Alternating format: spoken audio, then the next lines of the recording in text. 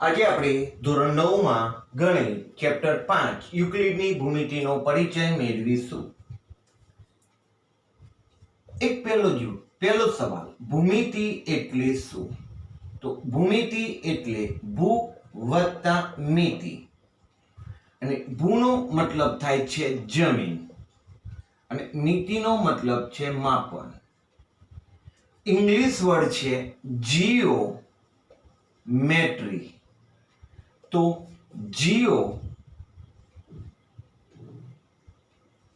Geography આપણે બોલીએ છીએ એમ જીઓ અને એટલે પૃથ્વી, જમીન, અને મેટ્રી એટલે માપન.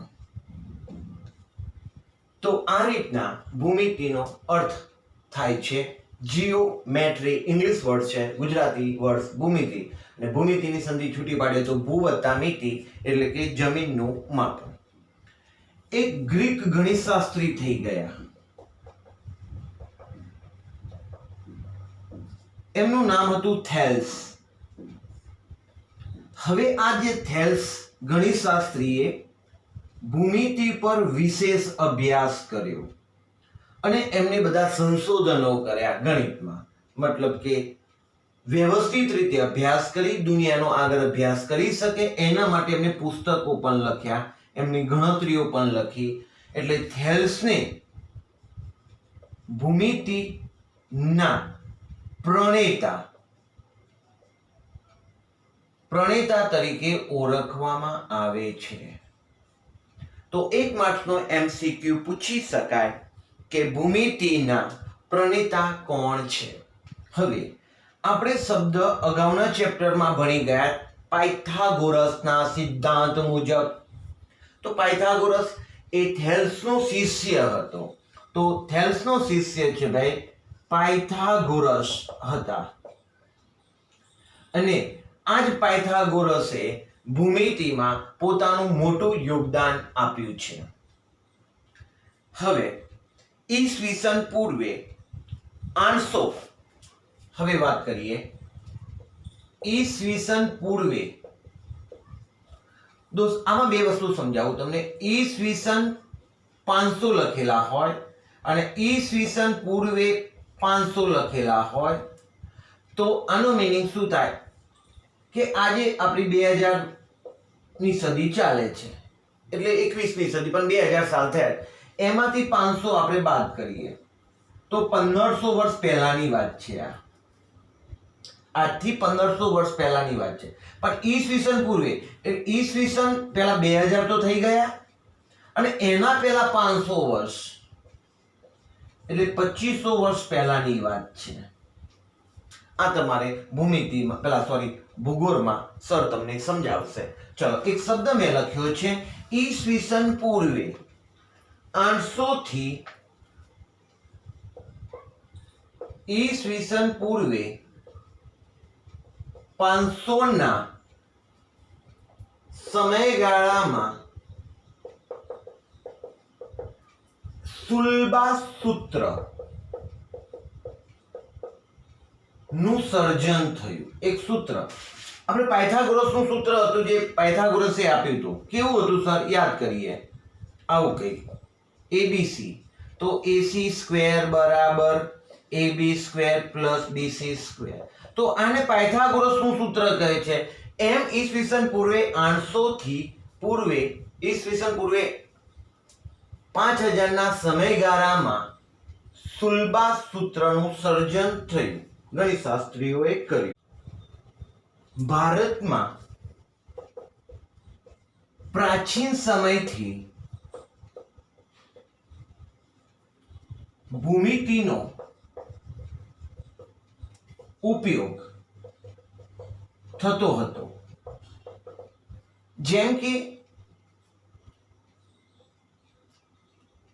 અગ્નિકુંડ માટે લંબચોરસ અથવા ચોરસ, તો પ્રાર્થના સભાઓમાં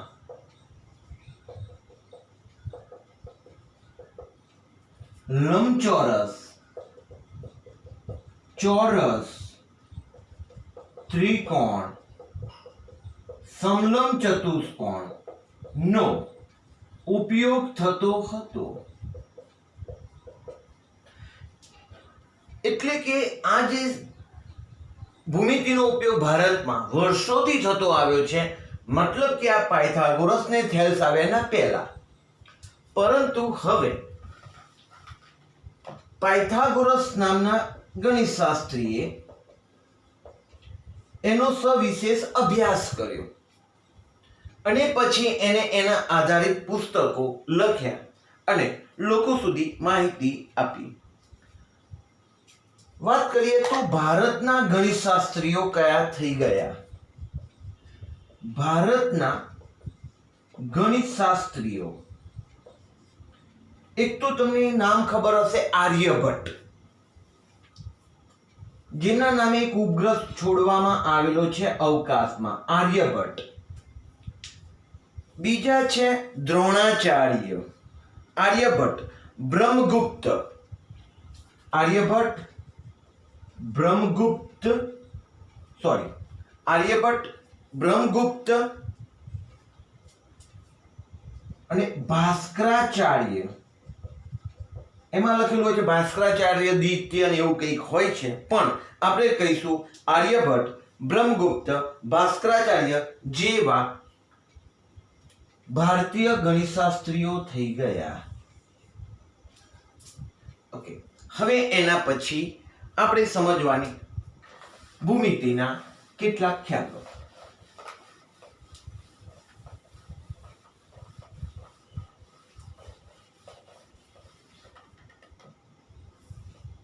ભૂમિતિ. ભૂમિતિમાં બે પ્રકારના પદો છે. અવ્યાખ્યાયિત પદો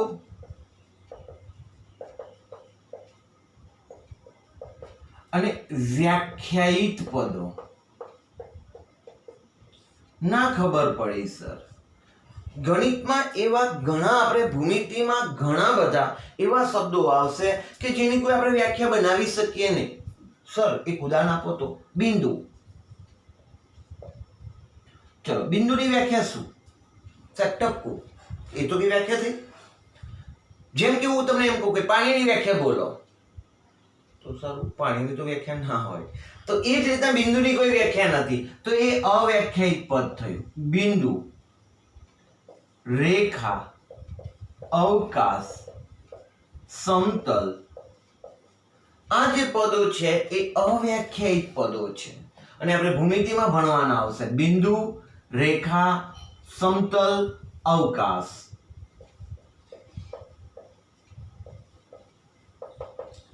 ચલો, વ્યાખ્યાયિત પદોમાં કયા છે?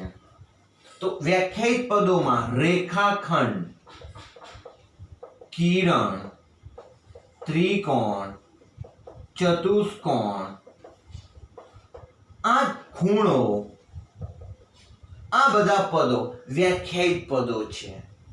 ઓકે, હવે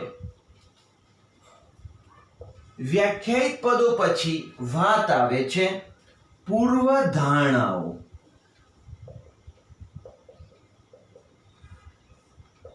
પૂર્વધારણા એટલે શું? પેલો એક સવાલ થશે.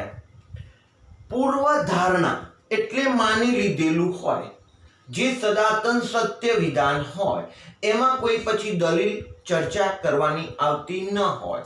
જેમ કે સૂર્ય પૂર્વમાં ઉગે છે, આ વિધાન છે, સનાતન સત્ય વિધાન છે, એ બધાએ પ્રેમથી એને સ્વીકારી લેવાનું છે, એની સાબિતી આપવાની એવું કશું હોતું નથી.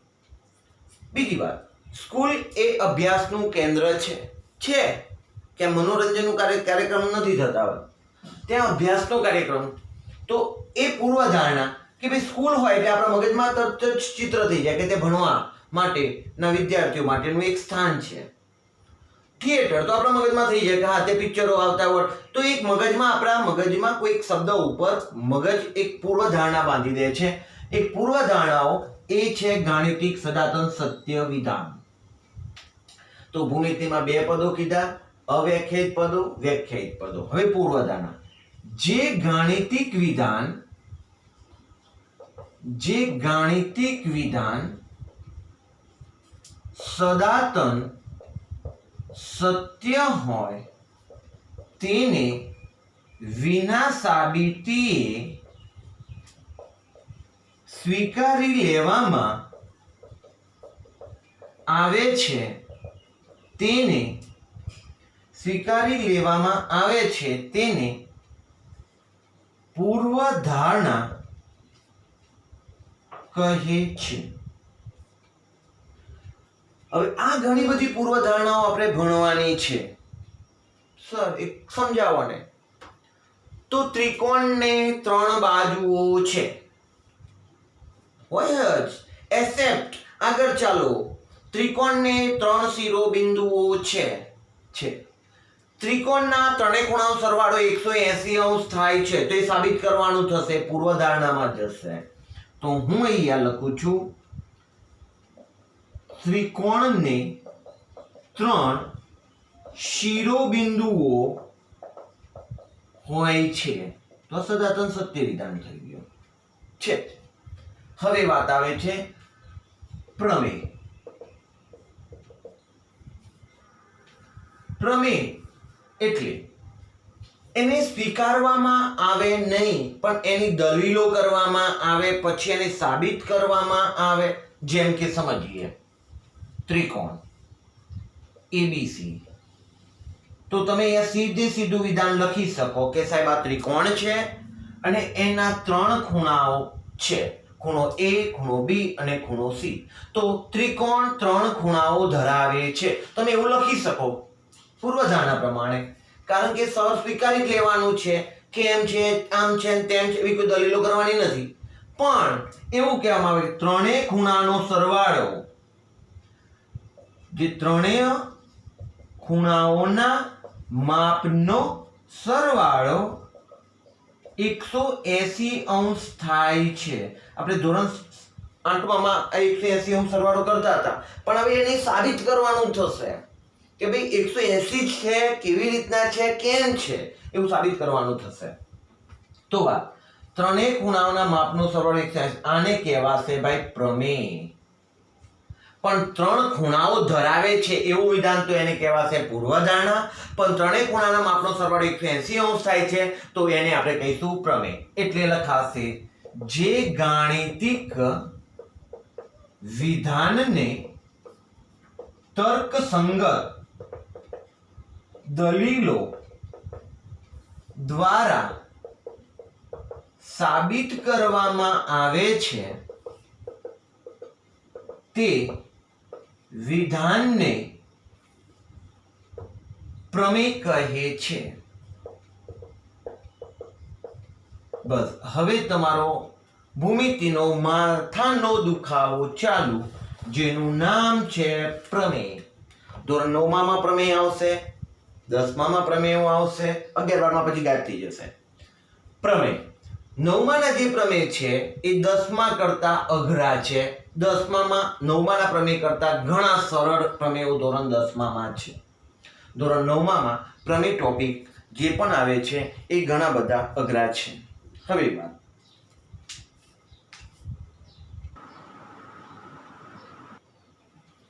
હવે આપણે થોડો અભ્યાસ કરીએ ભૌમિતિક પદાર્થ અને તેના પરિમાણ. ઘન પદાર્થ. સર ઘન પદાર્થ એટલે સોલિડ એવી વાત નથી, સ્ક્વેરમાં કે ઘન ક્યુબમાં હોય એ. આપણે જોડે આવો એક ઘન પદાર્થ છે. તો ઘન પદાર્થ જોડે શું આવે છે? લંબાઈ, પહોળાઈ અને ઊંચાઈ. તો એની જોડે 3 પરિમાણ થયા, માટે પરિમાણ કેટલા આવશે? 3. હવે સપાટી. આ બોર્ડ એક સપાટી છે. આપણે ધોરણ 8માં સમતલ શબ્દ ભણી ગયા, સમતલ આમ અનંત અંતર સુધી. ઓકે, સપાટી. તો હવે આ એક બોર્ડ છે. તો બોર્ડ 2 બાબતો ધરાવે છે, લંબાઈ અને પહોળાઈ. તો સપાટી માટે પરિમાણ બનશે 2. કયા? લંબાઈ અને પહોળાઈ. ચલો રેખા. હવે આ રેખા છે તો રેખા લંબાઈ, પહોળાઈ, ઊંચાઈ એવું કે ના સર, ખાલી લંબાઈ જ ધરાવે છે, એની જાડાઈ કે ધ્યાનમાં લેવામાં નથી આવતી, એ પૂર્વધારણામાં આવશે. તો જે રેખા છે, તો રેખા કેટલા પરિમાણ ધરાવે છે? 1.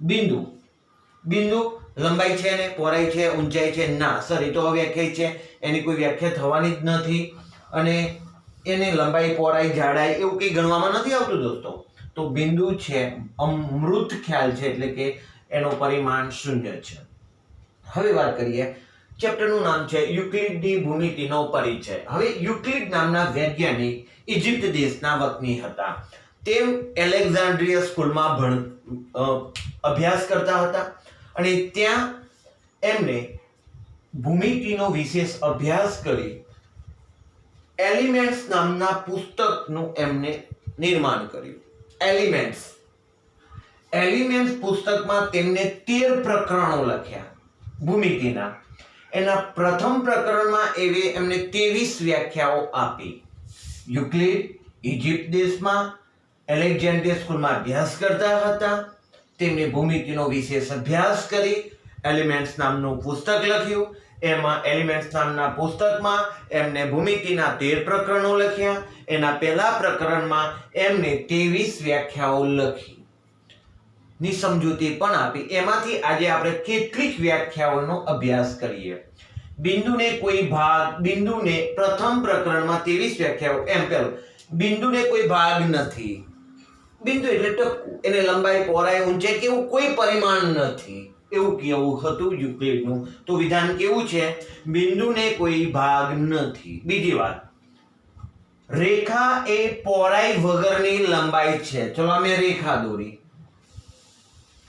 એની લંબાઈ છે પણ એમ કે પહોળાઈ કે આટલી જાડી છે એની પહોળાઈ આટલી છે એવી કોઈ ચર્ચા ના આવે તમે એમ કે પહોળી આમ આટલી છે આટલી પહોળી છે એવી કોઈ રેખા માટે પહોળાઈનો ઉલ્લેખ ના હોય માત્ર કોનો ઉલ્લેખ આવશે એમાં લંબાઈનો તો રેખા એ પહોળાઈ વગરની લંબાઈ છે એ લંબાઈ છે પણ એની પહોળાઈ નથી રેખાખંડને અંત્ય બિંદુઓ હોય છે રેખાખંડ ને અંત્ય બિંદુઓ હોય છે પૃષ્ઠ એટલે સપાટી આ બોર્ડને પૃષ્ઠ કહેવાય અને એના ઉપરથી તો આપણે ગણિતમાં ધોરણ 8માં ભણી ગયા પૃષ્ઠ પર શોધો ક્ષેત્રફળ શોધો પૃષ્ઠ એટલે સપાટી તો પૃષ્ઠને લંબાઈ અને પહોળાઈ હોય છે સમજી લો ને આ બોર્ડ છે એ પૃષ્ઠ છે તો એને શું છે લંબાઈ શું છે પહોળાઈ પૃષ્ઠને લંબાઈ અને પહોળાઈ હોય છે પૃષ્ઠની ધાર રેખા છે ચલો આ પૃષ્ઠ છે એની આધાર શું છે રેખા પૃષ્ઠની આધાર શું છે રેખા તો યુક્લિડે આવ્યા જે પ્રકરણોમાં વ્યાખ્યાઓ આપી એમાંથી આપણે કેટલીક વ્યાખ્યાઓ જોઈ હવે બીજી વાત યુક્લિડે એના અભ્યાસ દરમિયાન એના પુસ્તકમાં નોંધેલા કેટલાક સ્વયંસિદ્ધ સત્યોને આપણે વાત કરીએ એને એવું કીધું એક વસ્તુને સમાન હોય તેવી વસ્તુઓ એકબીજાને સમાન હોય ફરીથી એક વસ્તુને સમાન હોય સમજી લઈએ આ એક વસ્તુ એટલે કે એ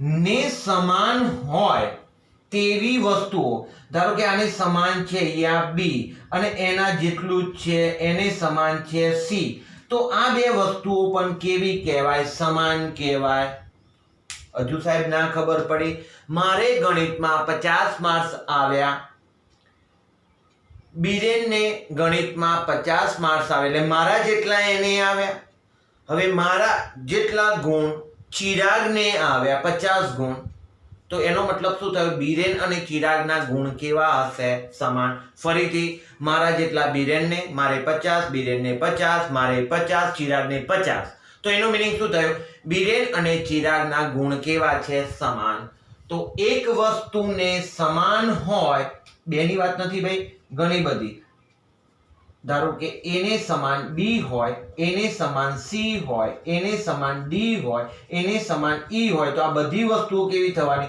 બી બરાબર સી બરાબર ડી બરાબર ઈ બરાબર એ થવાનું એટલે આની સમજૂતી આપણને ખબર પડી કે એક વસ્તુને સમાન હોય તેવી વસ્તુઓ એકબીજાને સમાન હોય છે બીજું સરખામાં સરખું ઉમેરીએ તો સરવાળા સરખા થાય સમજો કે આપણી જોડે એક x વિધાન છે અપદ છે અને આ બાજુ 5 છે તો અત્યારે ઇક્વલ છે સમાન છે હવે આ બાજુ આપણે 5 ઉમેરીએ આ બાજુ પણ આપણે 5 ઉમેરીએ તો એ સમાન જ થશે x + 5 અહીંયા 10 તો વચ્ચે ઇક્વલિટી નો સંબંધ જળવાઈ રહેશે સાહેબ આમાં બહુ મજા ના આવી ચલો બીજી રીતના સમજીએ તો તમે કોઈ જગ્યાએ કંઈક ખરીદી કરવા ગયા છો અને ત્રાજવામાં કંઈક તોલીને આપે છે આ બાજુ એને વજનિયા મૂક્યા છે અને આ બાજુ તમારો માલ સામાન મૂકેલો છે હાલ બેલેન્સ છે ઇક્વલ છે આ બાજુ સમજી લઈએ કે આપણી 5 કિલોગ્રામ છે અને આપણી મૂકેલી વસ્તુને આપણે x કહીએ હવે હું એવું વિચારું અને એને એ કે જ્યાંથી હું ખરીદી કરું છું ત્યાં એને એમ કહું કે મારે 2 કિલો વધારે જોઈએ છે તો શું કરશે એ વજનિયા જે મૂક્યા હશે એમાં 2 કિલો બીજા મૂકશે વજનિયા તો હવે બેલેન્સ રહેશે ના બેલેન્સ નહીં રહે હવે પણ એ પછી સામે 2 કિલો વસ્તુ મારામાં બીજી એડ કરશે તો બેલેન્સ થઈ જશે પાછું પણ જો 2 કિલોની જગ્યાએ 3 કિલો ઉમેરે અથવા 1 જ કિલો ઉમેરે તો ઇક્વલ થશે નહીં થાય અહીંયા સરખામાં સરખું ઉમેરે મારો કહેવાનો મીનિંગ એટલો જ છે કે ઇક્વલ ટુ આ બાજુ x હોય આ બાજુ y હોય પણ આ બાજુ આપણે 2 ઉમેરીએ અને આ બાજુ પણ 2 ઉમેરીએ તો ઇક્વલ ટુ નો સંબંધ જળવાઈ રહે છે એટલે આ બે સરખા છે હા સરખામાં સરખા ઉમેર્યા સરખા કોણ કોણ ઉમેર્યા હવે બંને બાજુ 2 ઉમેર્યા તો સમાન રહે છે તો વિધાન સાંભળી લઈએ સરખામાં સરખું ઉમેરીએ તો સરવાળા સરખા રહે છે એ જ રીતના સરખામાંથી સરખા બાદ કરીએ તો સમજો x બરાબર 5 છે પણ આમાંથી આપણે 2 બાદ y છે ઓકે હવે બંને બાજુથી 5 બાદ કરતા ચલો કરી લીધા તો આનો સંબંધ ઇક્વલ ટુ જ રહે છે અને આવું આપણે ધોરણ 7 માં 8 માં બધું સમજી ગયા છીએ પણ એને બધી વ્યાખ્યાઓ પહેલા આપેલી ભૂતકાળમાં અને પુસ્તકમાં એટલે આપણને અત્યારે એનો અભ્યાસ સરળતાથી થઈ શકે છે ચલો આગળ સરખામાં સરખું ઉમેરીએ તો સરવાળા સરખા રહે સરખામાંથી સરખું બાદ કરીએ તો બાદબાકી સરખી રહે એકબીજા પર બંધ બેસતી આવતી વસ્તુઓ સમાન થાય સમજો અહીંયા AB છે AB રેખાખંડ અહીંયા CD રેખાખંડ છે હવે આની લંબાઈ છે 3 સેન્ટીમીટર આની લંબાઈ પણ છે 3 સેન્ટીમીટર બોલો અહીંથી આના પર બંધ બેસતી આવી જશે હા આવી જશે સમજો કે મારી પેન જે છે આની લંબાઈ 10 સેન્ટીમીટર આની લંબાઈ 10 સેન્ટીમીટર ઉપર બંધ બેસતી આવી જશે તો એને એવું કહેવાય AB બરાબર CD એકબીજા પર બંધ બેસતી આવતી વસ્તુઓ એકબીજાની સરખી થાય સરખી એટલે AB બરાબર CD ચલો એ બાબત ભણ્યા હવે વાત આવે છે આખું તેના ભાગ કરતા ઓછું મોટું હોય આખું ચલો આપણી જોડે આખો લાડવો છે તેના ભાગ કરતા ચલો કોઈ ભાગ કરી દીધો ચલો એ આટલો જ ભાગ કરે તો હવે આ ભાગ છે એ ભાગ કરતા મૂળ ભાગ કેવો છે વધારે ન ખબર પડી સાહેબ ચલો આપણી જોડે 100 રૂપિયા છે એનો એક ભાગ પાડીએ ભાગ પાડ્યો 10 રૂપિયા તો આ ભાગ કહેવાય અને 100 હતા એ આખો ભાગ હતો પેલો એટલે આખા કરતા જે એમાંથી તમે નાનો ભાગ પાડો એ હંમેશા કેવો હોય નાનો સમજીએ વાતને આ એક પેન છે એક આખું છે એનો ભાગ પાડે તો આ જે ભાગ બનશે એ ભાગ આ જે મૂળ ભાગ કરતા આ ભાગ કેવો હોય નાનો ટૂંકમાં કહેવાનું ભારત એનું રાજ્ય ગુજરાત તો આખું એ ભારત દેશ આખું ગણીએ હવે ગુજરાત કે ભારત કરતા મોટું ના હોય નાનો ભાગ એમ ચલો હવે વાતમાં સરખી વસ્તુઓના બમણા એકબીજાને સમાન થાય x અને y બંને સમાન છે જો બમણા કરવા એટલે 2 વડે ગુણવા, જો આ બંનેને 2 વડે ગુણવામાં આવે યાની કે x 2 y ગુણ્યા 2 તો સમાન થાય એવું કહેવું છે. અને આપણે આવું કરીએ છીએ ઘણી વાર, બંને બાજુ 5 ઉમેરતા, બંને બાજુ 7 ઉમેરતા, બંને બાજુ 2 વડે ગુણતા, બંને બાજુ વર્ગ કરતા, આવું બધું ગણિતમાં આપણે ભણીએ છીએ. તો એ બધી સિદ્ધાંત માહિતી છે. એટલે એવું કહે છે સરખી વસ્તુઓના બમણા એકબીજાને સમાન થાય. મારે કહેવું છે 2x બરાબર 2y. જો x બરાબર y હોય તો સરખા વડે ગુણ્યા, મેં બંને બાજુ 2 વડે ગુણ્યા, બમણા કર્યા તો થઈ ગયા. હવે વાત, સરખી વસ્તુઓના અડધા એકબીજાને સમાન થાય. સરખી વસ્તુઓના અડધા, એક વસ્તુ લઈએ આપણે x, બીજી વસ્તુ y, બંને સરખી છે, એના અડધા કરીએ તો x/2 y/2 આ પણ સમાન જ થાય. સરખી વસ્તુઓના અડધા એકબીજાને સમાન જ થાય. તો આ બાબતો યુક્લિડે નોંધેલી સ્વયંસિદ્ધ સત્યોની વાત હતી.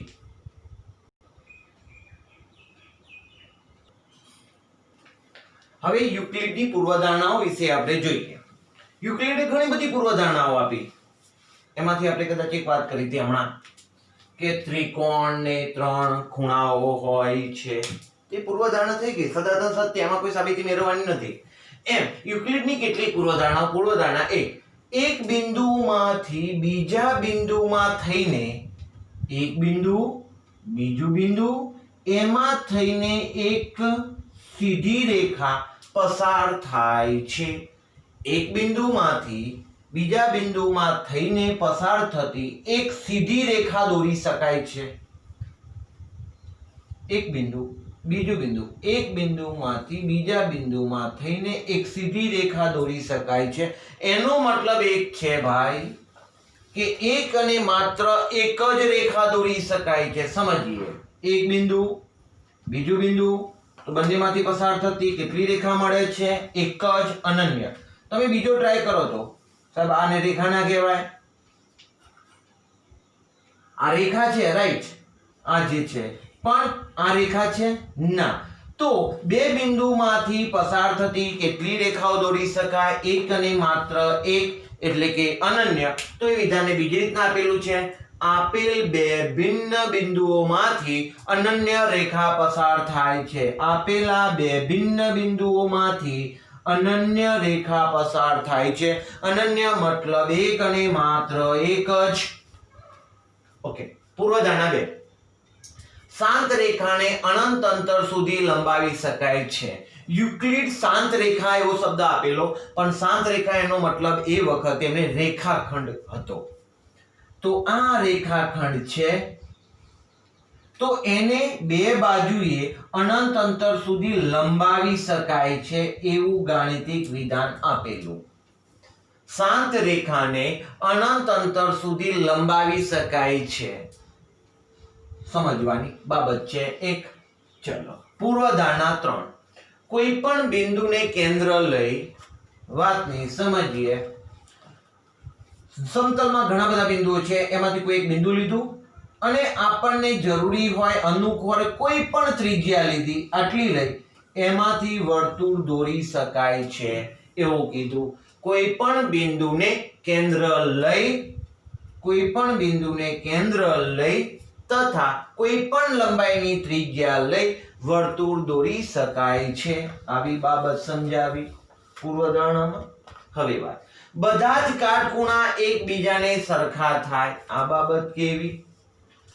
ચલો, આ કાટકોણ ત્રિકોણ ABC છે, આ કાટખૂણો છે. આ કાટકોણ ત્રિકોણ PQR છે, એમાં કાટખૂણો છે. આ કાટકોણ ત્રિકોણ XYZ છે, આ કાટખૂણો છે. હવે શું કહે છે? બધા જ કાટખૂણા એકબીજાને સમાન થાય. આ B ખૂણો કાટખૂણો, Q ખૂણો કાટખૂણો, Y ખૂણો કાટખૂણો, બધા સમાન. કેમ સાહેબ સમાન? B નું મૂલ્ય કેટલું? 90. Q નું મૂલ્ય પણ કેટલું? 90. આનું મૂલ્ય પણ કેટલું? 90. તો બધા જ કાટખૂણા એકબીજાને સમાન થાય. કેમ? કારણ કાટખૂણાનો મીનિંગ જ થઈ જાય છે કે 90 અંશનું માપ, એટલે બધા ખૂણા કાટખૂણા સરખા કહેવાય. પણ બધા લઘુકોણો સરખા ના કહેવાય. કેવી રીતના સાહેબ? એક લઘુકોણ તમારી ઈચ્છા પ્રમાણે લખ્યો તો તમે 25 લખ્યું, અને હું મારો લઘુકોણ મારી ઈચ્છા પ્રમાણે લખું તો ભાઈ 50 અંશ. આ પણ લઘુકોણ છે, આ પણ લઘુકોણ છે, તો આ બંને લઘુકોણો સમાન કહેવાય? ના. તો સમાનની વાત ક્યારે કરી શકીએ છીએ આપણે? કાટકોણ ત્રિકોણ કાટખૂણામાં જ કહી શકીએ છીએ, કારણ કે કાટખૂણામાં ફિક્સ વેલ્યુ થઈ જાય છે કે 90 એટલે 90. ચલો હવે વાતમાં 5. જો બે રેખાઓ એકબીજાને બહુ લાંબુ વિધાન છે, પણ એના માટે આપણે ધોરણ 8 માની બાબતને સમજીએ. આપણે આવી બે સમાંતર રેખાઓ કંઈક દોરતા, હા સર, પછી એવી એક છેદિકા લેતા, હા, પછી અનુકોણો યુગ્મ કોણોની વાત કરતા, આ ખૂણો ને આ ખૂણો એને યુગ્મ કોણો કહેતા, ઝેડ બનતા, હા આવું કંઈક આવતું હતું. અને આપણે આગળના ચેપ્ટરમાં પણ એમાં ડીપમાં ભણવાનું આવશે. અત્યારે હાલ થોડું આપણે ટેમ્પરરી સમજી લઈએ થોડું. આમને કહેવાય આ યુગ્મ કોણો, તો આની સામે આ યુગ્મ કોણ કહેવાય. પણ હવે વાત હું કહું છું, ઝેડ એટલે હું તો યુગ્મ કોણ કહું છું,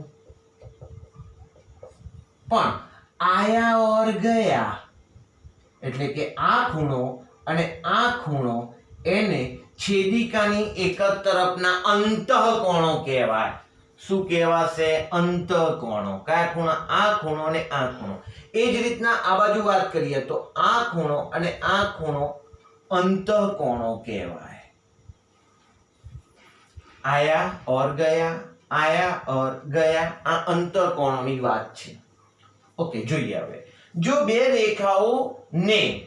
રેખાઓને કોઈ ત્રીજી રેખા છેદે અને આ રેખાઓની એક જ તરફના અંતઃકોણો, આ એક જ તરફના અંતઃકોણો આ અને આ, એ જ રીતના બાજુ આ અને આ, એક જ તરફના અંતઃકોણોનો સરવાળો, બંનેનો સરવાળો, બે કાટખૂણાના સરવાળા, બે કાટખૂણા એટલે 90 + 90 એટલે કે 180 કરતા ઓછો હોય, એટલે કે આની વેલ્યુ, આ બે ખૂણાના માપની વેલ્યુ 180 કરતા જો ઓછી હોય, સમજી લઈએ આ બાજુની આપણે કહાની કરીએ છીએ, તો આ બંનેની વેલ્યુ બેનો સરવાળો 180 કરતા ઓછો હોય તો આ તરફની આ ખૂણાઓની લંબાવવામાં આવે તો તે આગળ જતા ભેગા થાય છે, એકબીજાને છેદે છે. હું સમજાવું છું. મારે અત્યારે હું દોરું ને એમને લંબાવું ને આ બાજુ તો ભેગા નહીં થાય. કેમ સર? કારણ કે મારી જોડે બે સમાંતર રેખાઓ છે. સમાંતર રેખાઓ છે તો આની વેલ્યુ ને આની વેલ્યુ કેટલી છે ખબર નથી, પણ આ બેનો સરવાળો કેટલો છે? 180. અને આપણે ધોરણ 8 માં જ આવી ગયું કે બે સમાંતર રેખાઓની એક તરફના અંતઃકોણોનો સરવાળો 180 અંશ થાય છે. તો આ બાબતને આપણે સમજવી છે. તો આ બે સમાંતર રેખાની જગ્યાએ આવી હું રેખાઓ લઉં છું, તો આ ખૂણો અને આ ખૂણાની વાત કરું, આમને કહેવાય છેદિકાની એક જ તરફના અંતઃકોણો. છેદિકાની એક જ તરફના અંતઃકોણો.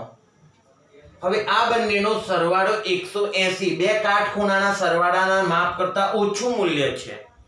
ઓછું મૂલ્ય હોવાથી આમને જો આ બાજુએ લંબાવવામાં આવે તો તે એકબીજાને છેદે છે, એવું આ પૂર્વધારણાનું કહેવું છે. ચલો ફરીથી, જો બે રેખાઓ ને કોઈ ત્રીજી રેખા છેદે તો એક જ તરફના અંતઃકોણોના માપનો સરવાળો જે બાજુએ 90 કાટખૂણાઓ કરતા ઓછો હોય તે બાજુએ આ ખૂણાઓને લંબાવવામાં આવે તો એકબીજાને છેદે છે. અહીંયા મૂલ્ય 180 કરતા વધારે હશે તો આ બાજુ કે લંબાવવામાં આવશે તો ક્યાંય છેદતા નથી.